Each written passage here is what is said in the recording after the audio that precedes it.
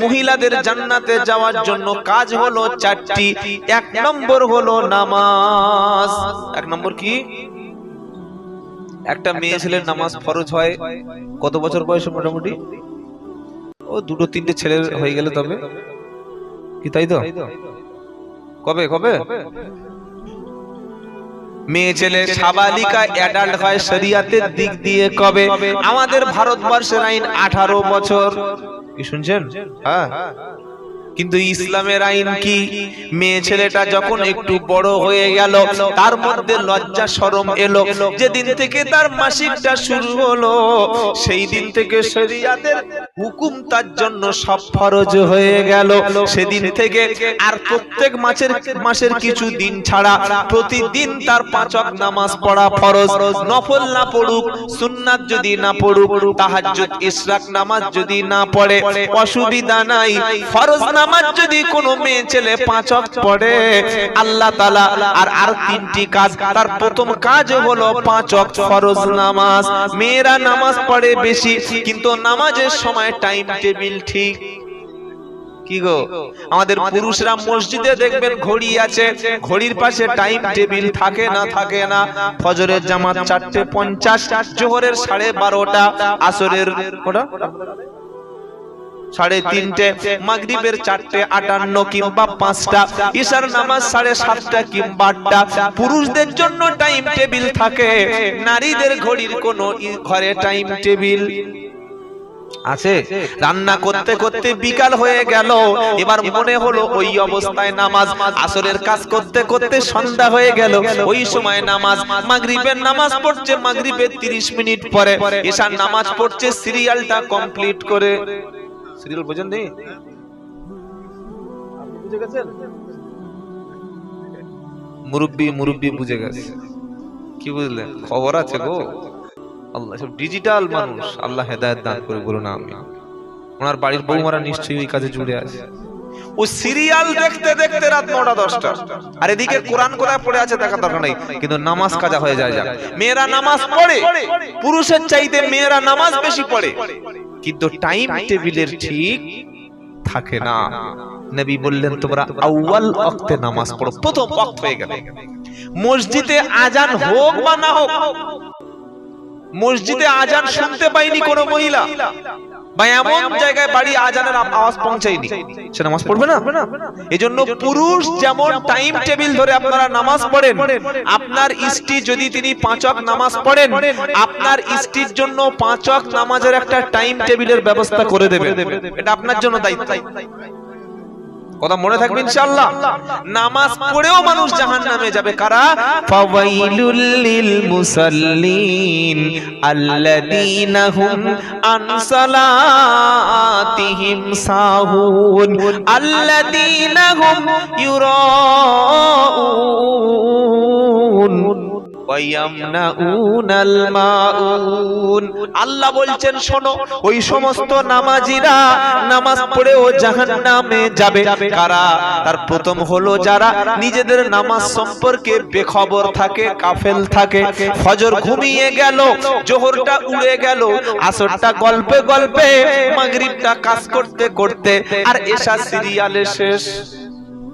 হ্যাঁ, মেয়েদের নামাজ মনে হলো পড়লো। আর মেয়েদের একটা অভ্যাস আছে, ও যদি ফজরের নামাজটা একদিন ছুটে যায়, ও বলবে সারা জীবন নামাজ, আজকে সারা দিন থাক, কাল থেকে পড়বো। কিরকম করে না? ফজরের নামাজ যদি না পড়ে, আজ যখন থেকে নামাজ পড়বো, বলে কালকের পড়বো। ধরুন কোন মেয়ে ছেলে, তাদের যে নাপাকের পিরিয়ড, যেটা আল্লাহ তাদের সিস্টেম করেছে, ধরুন 5 দিন নাপাক ছিল। খুব ভালো করে শুনুন, এটা মাসআলাটা শিখে নিন। 5 দিন নাপাক ছিল, 5 দিন। সকাল 9টায় মেয়েটার নাপাকি থেকে পবিত্র হয়ে যাওয়ার চিহ্ন বা লক্ষণ প্রকাশ পেয়েছে, সকাল 9টায়। এই মেয়েটা জোহর থেকে, জোহর নামাজের আগে ওযু করে গোসল করে পবিত্র হয়ে নামাজ পড়বে, না তার পরের দিনের জন্য অপেক্ষা করবে? কোনটা? বুঝতে পারেননি কি বললাম? যখনই একটা মহিলা নাপাক থেকে পাক হলো, সঙ্গে সঙ্গে তার উপরে গোসল করা ফরজ। আর বেটা ছেলের জন্য গোসল ফরজ দরকার নেই, তাই তো? আরে শ্বশুর বাড়ি গিয়েছে, শীতকালে নতুন বিয়ে করে 1 সপ্তাহ ঘর থেকে বার হয়নি, 1 সপ্তাহ। টানা 1 সপ্তাহ। তখন ওই পাড়ার ছেলেরা বলছে, ওই মুরব্বি চাচাকে বলছে, তোমার জামাই এসছে না? বললে হ্যাঁ, সে তো সেই বুধবার এসছে। তো বললো বুধবার থেকে আর আজকে তো মঙ্গলবার, বুধবার পরে 1 সপ্তাহ কি করছে? জামাইটা খোঁড়া হ্যান্ডিক্যাপ নাকি, চলতে পারে না? বললে হ্যাঁ, স্ট্রং, জিম করা ছেলে, কি গো একদম 6 প্যাক। তো বললে সব যদি হয় 6 প্যাক, মানে ওই ব্যায়াম করা ছেলে, ক্যারাটে ম্যান, তা ওই পাশে 100 মিটার মসজিদ নামাজ পড়তে আসে না? কি ব্যাপার, কখন ঘুম থেকে ওঠে? বলে না বাবা, আমার জামাই একটু পরিশ্রম করার লোক তো, বেলায় কি পরিশ্রম করে একবার বুঝালো, বেলায় ঘুম থেকে ওঠে, একদিনও গোসল ফরজ গোসল করে নাপাক। এই অবস্থায় যদি কোনো বাচ্চা জন্মগ্রহণ করে, ওই বাচ্চাটা কি একজন নেক বাচ্চা হতে পারে?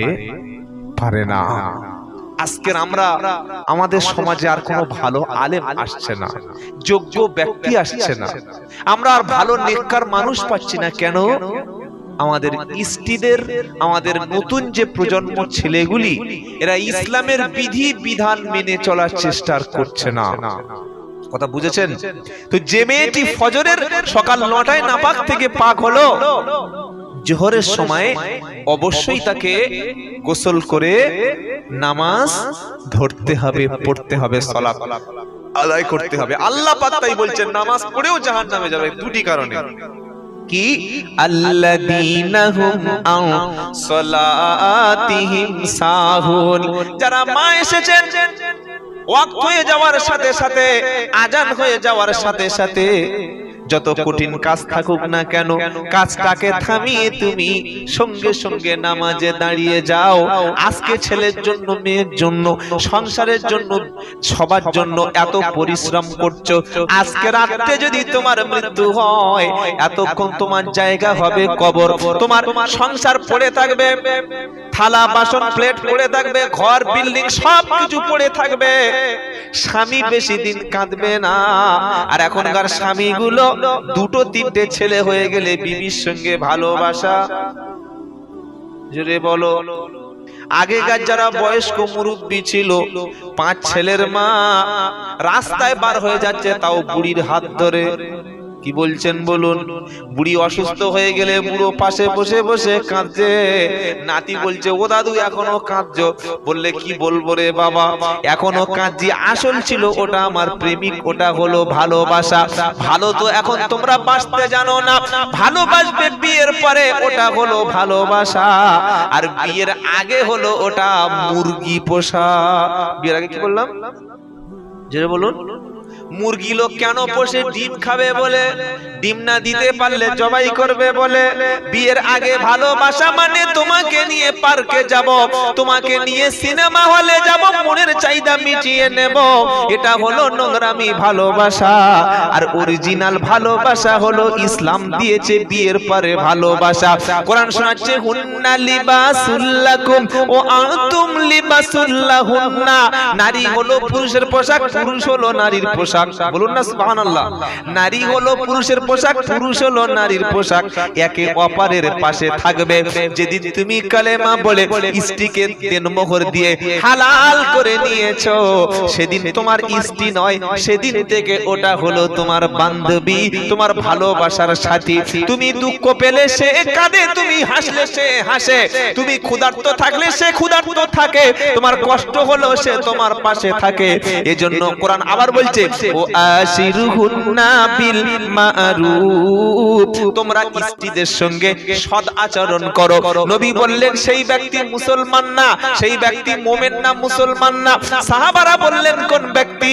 নবী বললেন, যে তার স্ত্রীর কাছে, যে তার পরিবারের কাছে ভালো না, সে কখনো ভালো মুসলমান। জোরে বলো।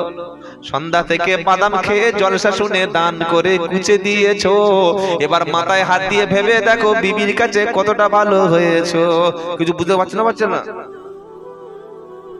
কি গো বাবাজিরা, আল্লাহ আজ আমি নিজের বিবির কাছে ভালো, নিজের বিবির সঙ্গে এমন আচরণ করে মেয়েটা কাঁদছে শুয়েছে, আল্লাহ এই জঙ্গলিটা তুলে নাও। কি গো বাবাজিরা, সকালবেলা একদিন কাজ বেশি, বাড়িতে রান্না খাওয়া কুটুম্ব এসছে, আত্মীয় স্বজন এসছে, মেয়েটা খেটে খেটে পরিশ্রম করে করে রান্না করে করে জামা কাপড় বিকাল 3টা বেজে গেছে, এখন পর্যন্ত খাওয়া হয়নি। আপনি তো হাওরের মতো এই ভাত দে, ওই মাংস দে বলে 6টা ডিম ছা ছা ছা ফা ফা মেরে দিয়ে বসে আছে, এই দে মাংস দে, 1 কেজি মাংস একাই টেনে দিয়েছে। বাড়িতে যেদিন অনুষ্ঠান হয় মেয়েরা খাটতে খাটতে সাদা মুখটা পুড়ে লাল হয়ে যায়।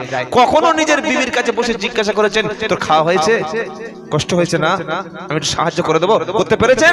তবে তো তুমি স্বামী। তুমি বিছানায় গিয়ে বলছো আমি স্বামী, ছাগল কোথাকার। শুধু বিছানায় স্বামী হওয়া যায় না, তার দুঃখের সঙ্গে স্বামী হও, তার সুখের সঙ্গে স্বামী